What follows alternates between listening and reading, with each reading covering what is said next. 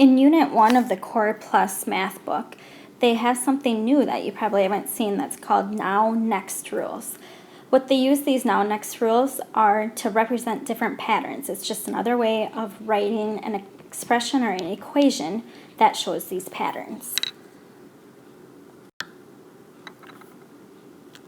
So when I look at this table, I can see right away that it is a linear relationship because as it goes up by 1, as it changes by 1 for the weeks, it's changing by $15 for the amount of money, and that happens each time. So if I wanted to write an equation for it in slope-intercept form, I'd say that it was y equals the slope, which is the rate of change, 15x, and then my y-intercept, I started with $20. So I had $20 and I was making $15 each week. Now in the book, they want you to be able to write it as a now-next rule as well. And so how that shows up is that we're going to try to figure out what we need to do to get the next number each time. So I'm going to erase this to clean it up a little bit. And so if I'm looking from one to the next, I can see that I would take whatever the value is, the now, and I would just add 15 to it. And the other part to it is you always have to say what it started at. So it would be starting at, and you can write it as SA, starting at 20. So no matter where I am up in this table for the amount of money, like at the 65, if that was my now, I would just need to add the 15 to get the next value. So it's just another way of representing that pattern. The good thing about the now-next rule when we write them is that you don't necessarily need to have a relationship between two variables. I don't need two things to write it, because if I look at these two examples, it's just a pattern. It doesn't have an x and a y, but I can still write a now-next rule from it.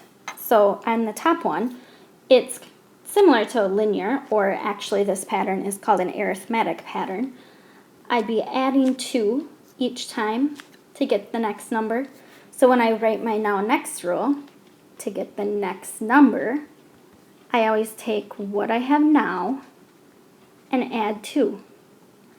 And that is starting at 1.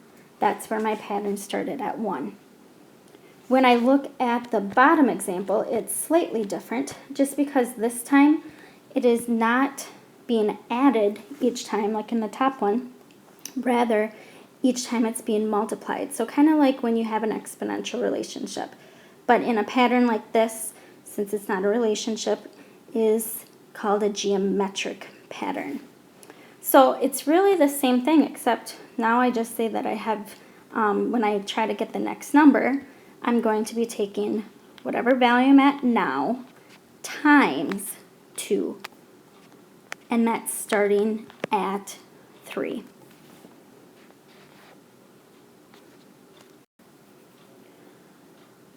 So here's another example using an account value and the number of years that the money is in the account. So I can see that it's not a linear relationship. It's not going up the same amount each time, but it's actually from one to the next, it's being multiplied by 10%. So every time I have that money in the account, it's going to be a 10% increase in the value of it. So when I write it out, there's 2 different ways that you can write out the now-next rule. Sometimes you'll be asked for the long version, sometimes you'll be asked for the short version. So I'm going to start with the longer version. So to get the next value from year to year, I would say that I'd have to take whatever I'm at now, So let's say I'm at the $1,000 when I first started out. And then I would be adding now times the 10%. So I'd be taking the $1,000 plus now times 10%, which is $100. So 1,000 plus 100, which is 1,100, which is what you get right here. And remember, you always have to put starting at whatever I was at. I started with $1,000. Now this can be shortened up just slightly with this one, because if I look here, I have a now and I have a now here as well. But this now, I could say that that really has a value of 1 because I started with $1,000. That's my 1 value. And then this is being multiplied by whatever that 1 was. I like to think about it like if I have to pay tax on something, I would have to pay the price of whatever I'm buying plus that percent of tax. So when I write it out, my equation would be next is equal to, I still need that now, but I'd be combining these two for what it's being multiplied by.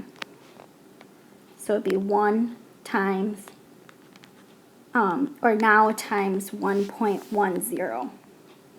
That's going to give me the same value. Because if I took this $1,000, which is my now, times 1.10, I would get that 1,100. And I still need to have starting at $1,000.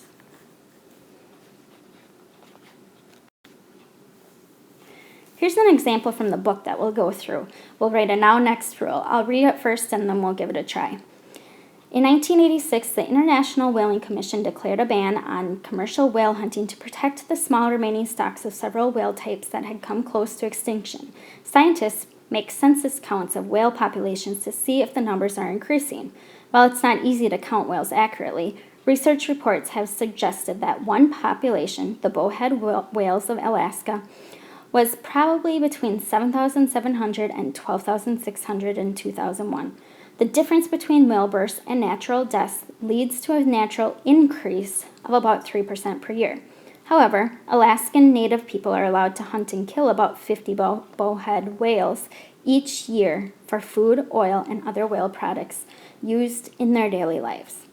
So using this information, we're going to write a now next rule showing what the population of these whales would be for the next year. So this is kind of similar to the problem that we just did. It has a percent in it, just like the one with the account did. And I'm trying to find the next value. Well, I know I'm always going to have whatever the population of the whales are now. And then to that, I need to increase it by 3% each year because that's when we take the births minus the deaths, it's going to increase by 3%. So I'd be taking the population of the whales now plus the now times the 3%. And then I have to remember that 50 are killed each year. The Alaska Native people can do that. And I just put that by going minus 50. And they had an estimate for what the population started at. I'm just going to go with the lower estimate, which was, so starting at 7,700. Now remember that's the long version because since there's two nows in it, right here and right here, that means it can be shortened up a little bit just like we did in the last one. So going to move it up a tiny bit there. And then to shorten it, I will just have to do really the same thing. I know that this is really like the whole population, which is like 100%. 100% is the same as 1. And then I have to combine this 100% with the 3%. So I would be taking whatever the population is now times 1.03, and I have to still keep that minus 50 because 50 are hunted each year. And then starting at that starting value that the estimate that they had. And that's how you write a now next rule. Those are going to keep coming up throughout the book this year.